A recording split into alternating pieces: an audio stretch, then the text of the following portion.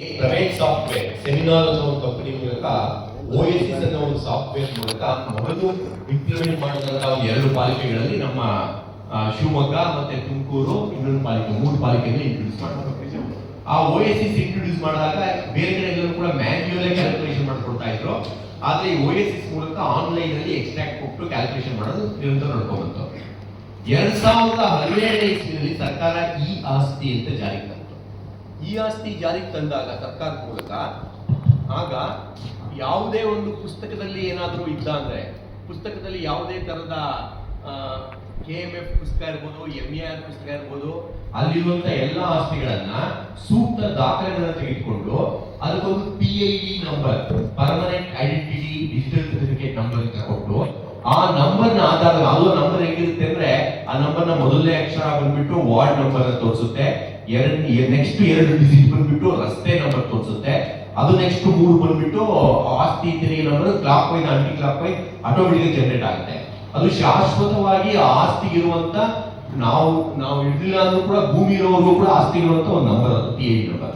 ಆ number electronically generate ಮಾಡ್ಕೊಡಿ. ನೀವು ಪುಸ್ತಕದಲ್ಲಿ ಅದು ಯಾವ್ದೋ MER bar bar bar bar bar ಅಂತ ಹಾಕಿರ್ತೀರ, ಈ ನೆಕ್ಸ್ಟ್ ಆದ್ರೆ ಆ ಬಾರ್ ಬಾರ್ ಚೇಂಜ್ ಆಗಿ ಇನ್ಯಾವುದೋ ಬಾರ್ ಬಾರ್ ಬಂದ್ಬಿಡುತ್ತೆ.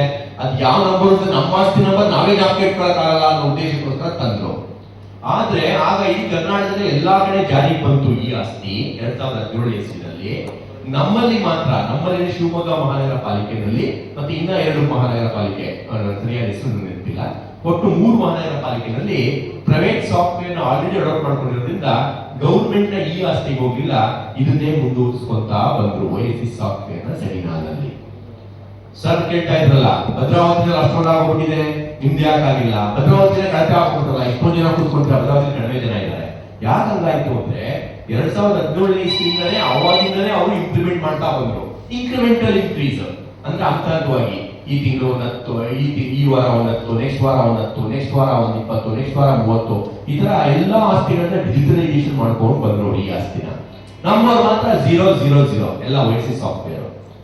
2024 ಇಸ್ವಿ ನಾನು ಇದ್ದಾಗ ಅನ್ಸುತ್ತದು ಅಕ್ಟೋಬರ್ 2024 ಅಕ್ಟೋಬರ್ ನಲ್ಲಿ ಈ ಆಸ್ತಿ ಮಾಡಬೇಕು, ನಾವು ಕೂಡ ಆತರ ಮಾಡಬೇಕು ಅಂತ ಅಷ್ಟು ಚಾಲನೆ ಕೊಟ್ಟವ್ರೆ ನಾನಲ್ಲಿ ಅವಾಗ.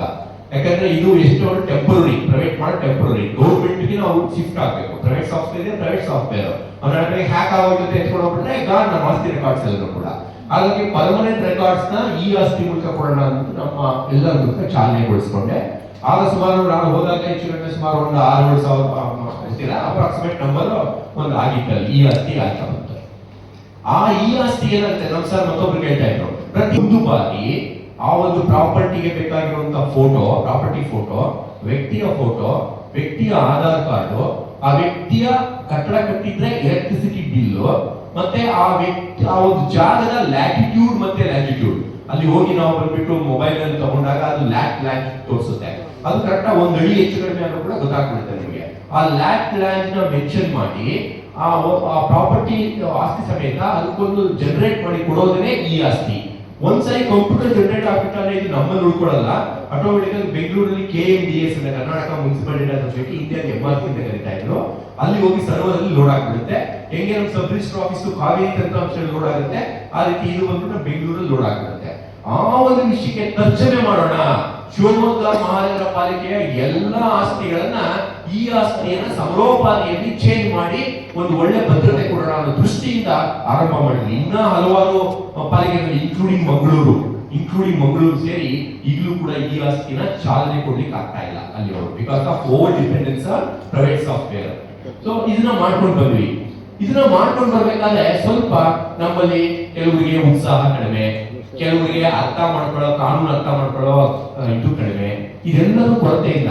ನಾನು ಮೊನ್ನೆ ಬಂದು ನಾವು ಮೀಟಿಂಗ್ ತಗೊಂಡು ನಮ್ಮ ಹುಡುಗರೆಲ್ಲ ಕೇಳಿದೆ, ಅಲ್ಲಪ್ಪ ಇದೇನಪ್ಪ ಇದು ಬರೀ 11,000 ಮಾಡಿದ್ದೀರಾ? ನಮ್ಮ ಪ್ರಕಾರ ಏನು 1,10,555 ಪ್ರಾಪರ್ಟಿ ನಿಮ್ ಬುಕ್ ಪ್ರಕಾರ ಇದ್ರೆ ಆ 1,10,555 ಪ್ರಾಪರ್ಟಿನೂ ಕೂಡ PID ನಂಬರ್ ಕೊಡಬೇಕು, ಈ ಆಸ್ತಿ ಬರಬೇಕು, ಬುಕ್ ಅಲ್ಲಿ ಇರೋಂಗಿಲ್ಲ, ಮ್ಯಾನ್ಯುಯಲ್ ಆಗಿ ಇರೋಂಗಿಲ್ಲ, ಪುಸ್ತಕ ಬರೆಯೋಂಗಿಲ್ಲ, ಕೈ ಬರವಣಿಗೆ ಇಲ್ಲ, ಕೈಯಲ್ಲಿ ಕೊಡೋಂಗಿಲ್ಲ, ಎಲ್ಲ ಕಂಪ್ಯೂಟರ್ ಬರಬೇಕು. ಕೈಯಲ್ಲಿ ಬರೆದ್ರೆ ಆಸ್ತಿ ಅಸ್ತಿತ್ವನೇ ಇಲ್ಲ. ಆ ಪುಸ್ತಕ ಬಂದು it is nothing but a ರದ್ದಿ ಪೇಪರ್. ಇವು ಏನ್ MER ಪುಸ್ತಕಗಳು ಈ ಆಸ್ತಿಗೆ ಬದಲಾವಣೆ ಆದಾಗ ಆದ್ರೆ ಈ ಕೆಲಸನ ಮಾಡಿದ್ರೆ ಯಾಕೆ ನಾವು ಸ್ಲೋ ಆದ್ವಿ? ಬರೀ 11,000 ಪ್ರಾಪರ್ಟಿ ಆಗ್ತಾ ಇದೆ. ಬೇರೆ ಬೇರೆ ಜಿಲ್ಲೆಗಳೆಲ್ಲ ನಮ್ದು ಬಂದ್ಬಿಟ್ಟು ಇಡೀ ರಾಜ್ಯದಲ್ಲಿ ಇಡೀ ರಾಜ್ಯದಲ್ಲಿ ಬಂದ್ಬಿಟ್ಟು 25ನೇ ಪೊಸಿಷನ್ ಎಲ್ಲೋ ಇದ್ದೀವಿ. ನಮ್ಮ ಶಿವಮೊಗ್ಗ ಜಿಲ್ಲೆ ಅದೇ ಹೋದ. ಅದ್ ಯಾಕೆ 25 ಬರ್ತಾ ಇದ್ವಿ ಅಂದ್ರೆ, ನಾವು ಮಹಾನಗರ ಪಾಲಿಕೆ ತೆಗೆದ್ಬಿಟ್ರೆ ನಾವು 14 ಪೊಸಿಷನ್ ಬಂದ್ಬಿಡ್ತೀವಿ. ನಾವು ಮಹಾನಗರ ಪಾಲಿಕೆ ತುಂಬಾ ಕಡಿಮೆ ಆಗ್ಬಿಟ್ಟು ನಮ್ಮಲ್ಲಿ ಎಳಿತಾ ಇದೆ ಪ್ರೋಗ್ರೆಸ್ ಅಲ್ಲಿ, ಅಂದ್ರೆ ತುಂಬಾ ಕಡಿಮೆ ಆಗುತ್ತಿದೆ. ನಾನು ಅವಾಗ ಹೇಳಿದಾಗ ಇವ್ರಿಗೆ ಮಾಹಿತಿನೇ ಇಲ್ಲ ಆ ವಿಷಯ. ಅಪ್ಲೈ ಅಂಡ್ ರಿಪ್ಲೇ ಸಿಸ್ಟಮ್ ನ ಅಳವಡಿಸ್ತಾ ಇದ್ರು ನಮ್ಮವರು. ಏನ್ ಅಪ್ಲೈ ಅಂಡ್ ರಿಪ್ಲೇ? ಯಾರೋ ಕೌನ್ಸಿಲರ್ಗಳು ಅಥವಾ ಯಾರೋ ಬ್ರೋಕರ್ಗಳು ಅಥವಾ ಯಾರೋ ವೈಯಕ್ತಿಕವಾಗಿ ಜನಗಳನ್ನೇ ಯಾರು ತಮ್ಮ ಈ ಆಸ್ತಿನ ಹಲವಾರು ಕಾರಣಗಳಿಂದ ಲೋನ್ ತಗೋಬೇಕು ಅಂತನೋ, ಮಾರಬೇಕು ಅಂತನೋ, ಇಲ್ಲ ಅವರ ವೈಯಕ್ತಿಕ ಆಸಕ್ತಿ ಇಂದನೋ, ಇಂಟ್ರೆಸ್ಟ್ ಇಂದನೋ, ಪ್ರಾಪರ್ಟಿಗಳು ಚೆನ್ನಾಗಿಲ್ಲಪ್ಪ ಅನ್ನೋ ದೃಷ್ಟಿಯಿಂದನೋ ಯಾರು ಡಾಕ್ಯುಮೆಂಟ್ ತಗೊಂಡ್ಕೊಂಡು ಅವ್ರ ಹತ್ರ ಬರ್ತಾರಲ್ಲ, ಅದನ್ನ ಮಾಡ್ಕೊಳ್ಳೋದಕ್ಕೆ ಹಲವಾರು ಹೋರಾಟಗಳು, ಅದನ್ನ ಮಾಡ್ಕೊಳ್ಳೋದಕ್ಕೆ ಹಲವಾರು ಹಂತಗಳ ತೊಂದರೆಗಳು ನಮ್ಮಲ್ಲಿ. ಆದ್ರೆ ನಮ್ಮ ರೂಲ್ಸ್ ಇರೋದೇನು?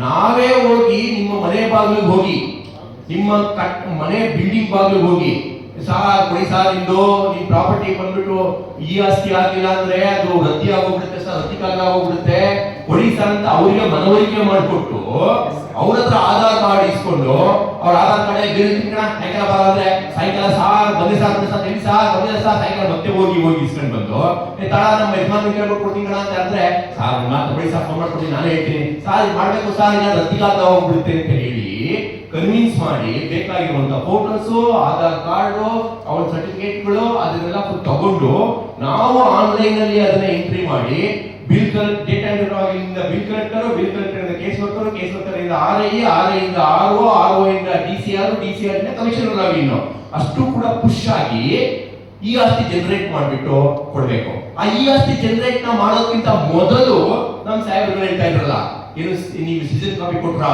ಸಿಟಿಜನ್ ಕಾಪಿ ಕೊಟ್ರಾ, ಸಿ ಕಾಪಿ ಕೊಟ್ರಾ ಅಂತ ಅಂದ್ಬಿಟ್ಟು ಆ ಜನರೇಟ್ ಮಾಡೋದಕ್ಕಿಂತ ಮೊದಲು ಒಂದು ಕರಡು ಸೃಷ್ಟಿ ಮಾಡಿ ಆ ಕರಡನ್ನ ತಮಗೆ ತೋರಿಸಿ ಅದನ್ನೆಲ್ಲ ಕರೆಕ್ಟ್ ಆಗಿದ್ಯಾ, ಮಹಾದೇವ ಬಂದು ಮಹಾದೇವಿ ಆಗಿದ್ಯಾ, ಮಾಯಣ್ಣ ಬಂದು ಮಾಯಣ್ಣಿ ಆಗಿದ್ಯಾ, 3040 ಬಂದು 3400 ಆಗಿದ್ಯಾ, ಅದೆಲ್ಲ ಚೆಕ್ ಮಾಡ್ಕೊಂಡು ಇಷ್ಟು ಟ್ಯಾಕ್ಸ್ ಕರೆಕ್ಟ್ ಆಗಿದ್ಯಾ, ಅದನ್ನ ತಮಗೆ ಚೆಕ್ ಮಾಡಿಸ್ಕೊಂಡು ಸರಿ ಇದೆ ಅಂತ ತಮ್ಮ ರುಜುವಾತು ಮಾಡ್ಕೊಂಡು, ಅದೇ ಸಿಟಿಜನ್ ಚಾರ್ಟರ್ ಕಾಪಿ ರುಜುವಾತು ಮಾಡ್ಕೊಂಡು ನಿಮಗೆ ಪಕ್ಕಾ ಇದೆ ಅಂತ ಗ್ಯಾರಂಟಿ ಆದ್ಮೇಲೆ ಫೈನಲ್ ಪ್ರಿಂಟ್ ನ ಕೊಟ್ಟು ತಮಗೆ ಕೊಡ್ಬೇಕು.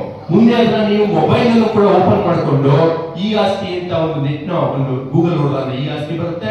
ಆ ಗೂಗಲ್ ಅಲ್ಲಿ ಡ್ಯಾಶ್ ಬೋರ್ಡ್ ಅಂತ ಕೊಟ್ರೆ ಡಿಸ್ಟ್ರಿಕ್ಟ್ ವೈಸ್ ಅಪ್ರೂವ್ ಪ್ರಾಪರ್ಟಿ ಅಂತ ಬರುತ್ತೆ. ಶಿವಮೊಗ್ಗ ಹೊಡೆದ ಅಂದ್ರೆ ಶಿವಮೊಗ್ಗ, ಸಾಗರ, ಸೊರಬ ಎಲ್ಲ ಬರುತ್ತೆ.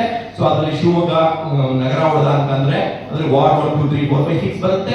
ವಾರ್ಡ್ 6 ಹೊಡೆದ ಅಂದ್ರೆ ವಾರ್ಡ್ 6 ಅಲ್ಲಿ ಅಪ್ರೂವ್ ಆಗಿರುವಂತ 200 ಪ್ರಾಪರ್ಟಿ ಲಿಸ್ಟ್ ಬರುತ್ತೆ. ಆ 200 ನೋಡ್ಕೊಂಡು ಬಂದ್ಬಿಟ್ಟು ಯಾವ್ದಾದ್ರು ಕ್ಲಿಕ್ ಮಾಡೋದಂದ್ರೆ ನಿಮ್ ಪ್ರಾಪರ್ಟಿನ ಅಲ್ಲೇ ಪ್ರಿಂಟ್ ನ ಆನ್ಲೈನ್ ತಗೊಳ್ಬಹುದು. ಈಗಲೂ ಕೂಡ ಈ ವ್ಯವಸ್ಥೆನ ನಾವು ಸಂಪೂರ್ಣ 1,10,10,555 ಪ್ರಾಪರ್ಟಿಗೂ ಮಾಡುವಂತ ಜವಾಬ್ದಾರಿನ ನಮ್ಮ ಪಾಲಿಗೆ ಮಾಡಬೇಕಾಗಿದೆ. ಈಗ ಇದು ನಮ್ಮ ಹುಡುಗರು ಅರ್ಥ ಆಗ್ತಾ ಇಲ್ಲ.